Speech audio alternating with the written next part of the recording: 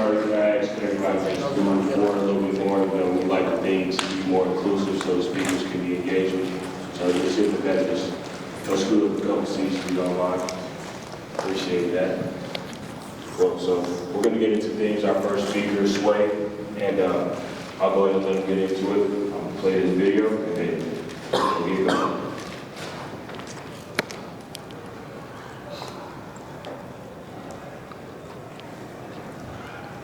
It's all right. There's no video.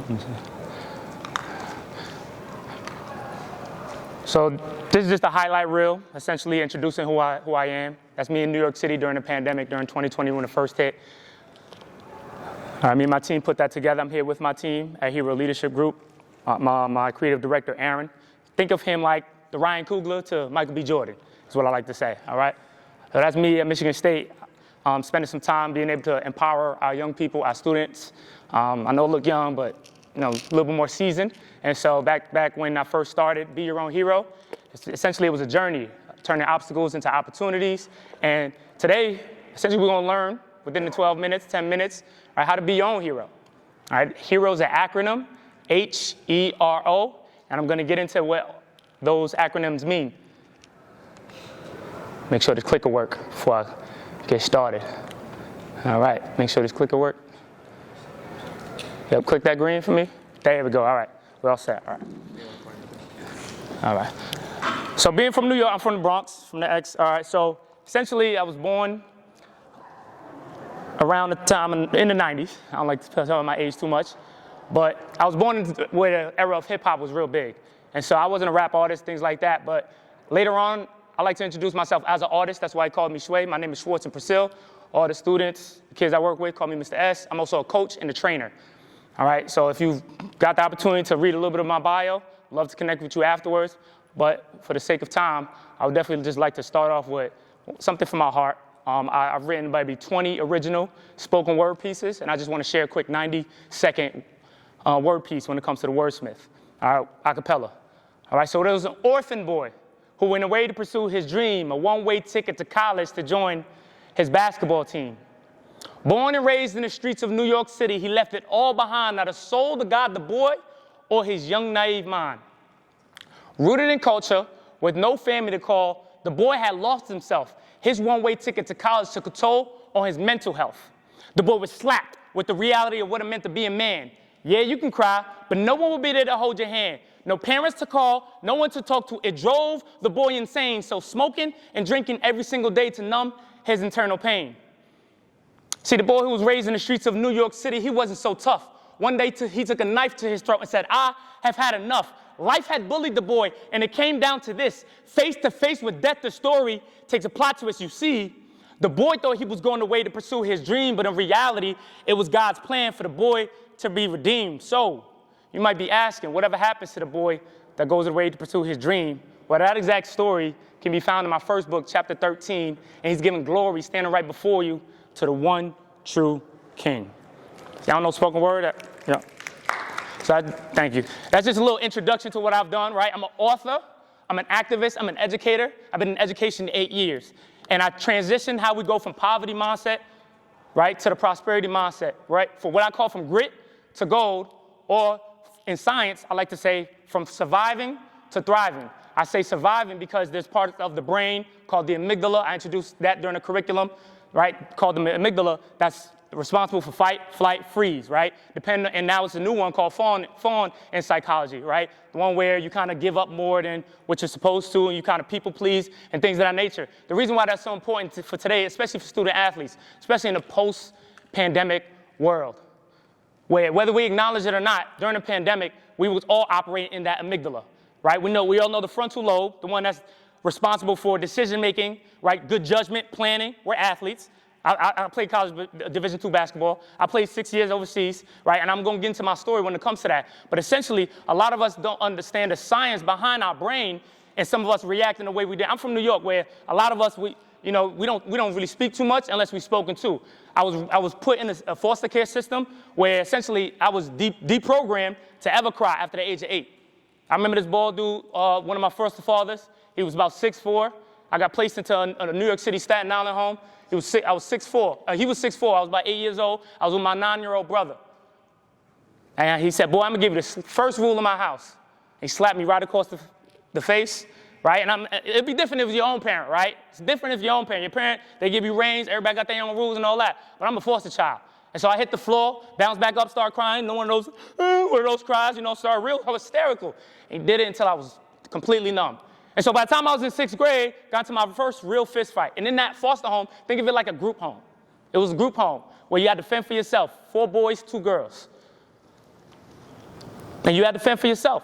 And it was different families mixed in, people running in and out, things like that. And so the first understanding of being your own hero is being honest. I had to be honest that for myself, I didn't like to feel my own feelings. I had to be honest that even though I'm married now, right, I didn't see a real good model of marriage when I was younger. Even though I'm an author now, right, I still have challenges right now. This is why I've been in therapy for 4.5 years so that I can be the best version of myself now. And as student athletes, you got to ask yourselves, who do I want to be outside of the game? Again, I played 6 years professionally. And we could talk about what countries I went to, who I played with, and things like that later on. But right now, it's important to ask yourself the first question. If you're writing things down, ask yourself, who do I want to be outside of the game? Who am I outside of the game? Also, when I was 8 years old, the reason why I was transitioned into that next foster care system was because I was hit by a car. As athletes, you know if you're talented or not. You know if you're book smart or not. At the age of 8, I knew I was gifted at running. I ran track in high school. I knew I was gifted. That went without saying. But when I was hit by a car, my identity was so caught up in my ability that when I lost my ability, my first time I felt depression. And I fought my 9-year-old brother at the time, and that's when the investigation happened. This is back in the early 2000s, just to give some context, and then we got moved out. And I lost that E. The next one is E, empathy. I lost my empathy. A lot of us maybe lost that empathy because we were programmed as athletes to just grind it out. Cool. When I'm on the court, I do my thing. But I'm a person outside of the court too. And so are you. Outside of the field, right? Outside of the icing ring, right? Whatever it is that your sport is, right? How are you going to feel those emotions? As black student athletes, right? The only thing that's missing from this title for me when it comes to it is foster care black student athletes. I'm a foreign foster youth, but I'm black, right? By way of Haiti, by way of my mom migrated here as the first woman to get integrated into a collegiate sport at York College, right? She played soccer. As a student, as a scholar, I was involved in everything, trying to run on survival mode, things of that nature, right? Black Student Union, teacher assistant. I did what I could to survive because I was trying to escape what was really hurting us on the inside. And it wasn't until years later, where I got to the R. Resiliency. That resiliency piece, right? Everyone got a plan, right? We all know what we think we want to do, right? Mike Tyson said it best. Everyone got a plan till they get punched in the face. Now, you don't got to raise your hand, but how many of us, and maybe in high school, was asked, what's your plan B? I'll raise my hand. Appreciate y'all. What's your plan B? I'm like, what? Why would I plan for a plan B? It's like planning to fail, right? It's like this. You start off New Year's, right? Your plan didn't go as you thought, right? Or you get into a relationship, right? Oh, I got a fallback, right? We don't want to go into that's the psychology of that, though. If this doesn't work out, I got this right here. No, this has to work out. That's my life. And that's how we, as athletes, treat the game that we love, right? And again, I married a woman who again, came from 2 parents, knew her grandparents, right? We went over to her home country and everything, got to know her aunties from the 1800s and things like that. If you come from privilege, that's fine, right? It doesn't change the fact that there's some struggle when it comes to the game, and you need some bounce back. R, resiliency. And that O is ownership. HERO, ownership, right? For me, the most important thing in my life was not the fact that I was in foster care. The most important thing for me was owning my own narrative. As a child, as children, we were once told a specific narrative, right? For me, it was a street code. Don't snitch, right? Don't tell on what's going on in this house, right? Kill or be killed kind of thing, like fight or be, you know what I'm saying? Get rolled on, get rolled over. All of those codes that it didn't serve me no purpose in college, I'll be honest.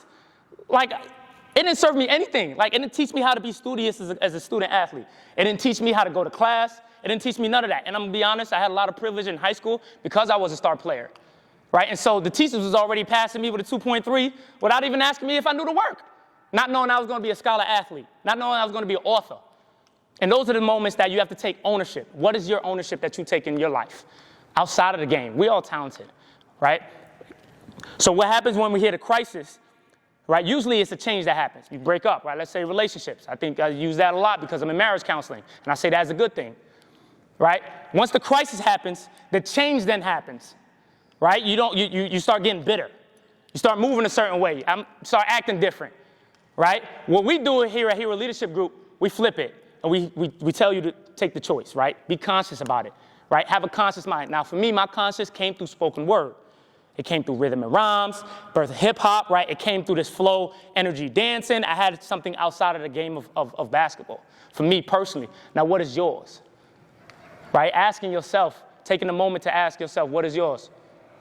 And that's what I do for my students, right? Telling them they have choice. As soon as puberty hits 14, 12 for some young ladies and things like that, I coach, right? Both genders, right? I coach middle school, high school. As of right now, we're going to Reno this upcoming weekend, right? There's a certain moment that your brain develops, right? Prefrontal cortex that allows you to make the right decision. Some of us had to use that at 6 years old, having to play parent at such a young age. Some of us had to use it early. And so that early development did something to our conscious, and it put us in fight, flight, or freeze mode. And so the whole purpose of choice is to stay aware, right? I call it the ABCs of choice. Let me run through this right quick. ABCs of choice. Awareness, right? And we're going to learn a mantra about awareness. Awareness, behavior, right? Replacing old habits with new ones, conscious, right? And then destiny, right? What is your destiny? What is it that the outcome of my life is going to be? I'm not saying you got to have it all figured out. That's fine, right? It's going to come in steps. It's going to be conscious about it. And I teach people the steps, right? In my second book, I call it the P's of success, right? Everyone usually stays at their passion. They know their passion. They know their place. I love track. I'm going to be on the field. I love basketball. I'm going to be on the court. I love soccer. I'm going to be on the field, right? Most people stay there. They got their plan. They got their passion. What separates the good from the great is that the people around them. What community do you have? Are we still thinking individualistically? Or are we thinking collectively? Is it just me all the time? Even though that's how I was raised? Or are we thinking together? And I ask this question because we're about to go through a mantra right quick, right? It's a mantra I teach all my student athletes, right? All the students that I educate, right? Those on the spectrum, right? Those with diverse abilities. My first chapter in my book is called Diverse Abilities. Call that ADHD, whatever you want to call it. I don't like stigmas and things like that. I just call it God don't make mistakes. That's for me, right? God don't make mistakes, so he can't say I was born with a mistake. And so I'm going to teach y'all a mantra. The mantra is no matter the pain we face, and I'm going to say it first, y'all going to say it with me, and then we're going to end out, all right? No matter the pain we face, if we do not quit, I like the enthusiasm. Yep. If we do not quit, purpose will take its place. Can we say it together now? 1, 2, 3. No matter the pain we face, it's right here. If we do not quit, purpose will take its place. We're going to stop right there, right? Yep, it's right there. I know it's kind of small.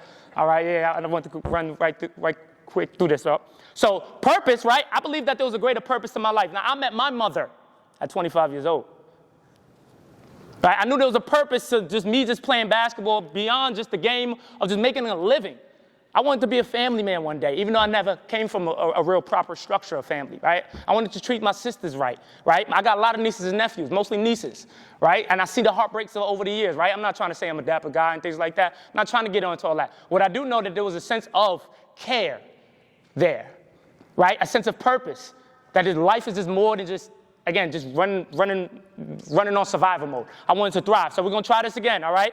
Psychologists say it takes 7 positive words to negate the effects of 1 negative word, meaning somebody call you dumb, stupid, slow, things like that. You have to have 7 positive words to negate the effects of 1 negative word. So we're going to do it again on 3.